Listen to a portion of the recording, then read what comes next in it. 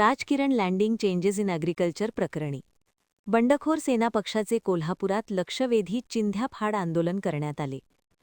यावेळी आंदोलकांनी केलेल्या जोरदार आक्रमक घोषणाबाजीने जिल्हाधिकारी कार्यालयाचा परिसर दणाणून गेला.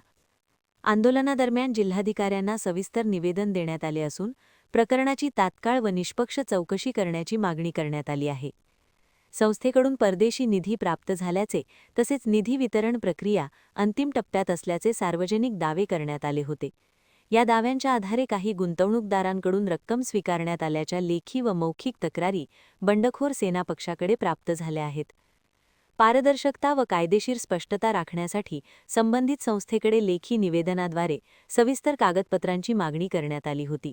मात्र दिलेल्या 7 दिवसांच्या मुदतीनंतरही कोणतीही अधिकृत कागदपत्रे सादर करण्यात आलेली नाहीत, असा आरोप आंदोलनावेळी करण्यात आला. जिल्हाधिकाऱ्यांना देण्यात आलेल्या निवेदनात एकूण 13 मुद्द्यांवर सखोल चौकशीची मागणी करण्यात आली आहे. बंडखोर सेना पक्षाचे संस्थापक अध्यक्ष शिवाजीराव आवळे यांनी स्पष्ट केले की हा लढा कोणाविरोधात वैयक्तिक नसून गुंतवणूकदारांचे हित, पारदर्शकता आणि कायदेशीर स्पष्टता यासाठी आहे.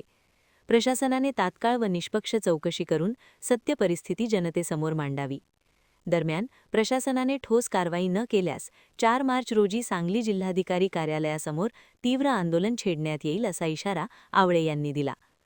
गुंतवणूकदारांना न्याय मिळेपर्यंत संघर्ष सुरू राहील असा निर्धार यावेळी व्यक्त करण्यात आला.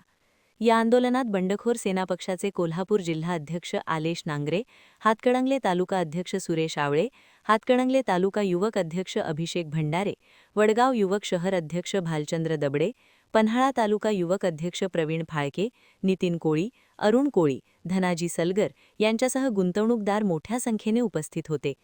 महान कार्य न्यूजसाठी संतोष पाटील, इचलकरंजी.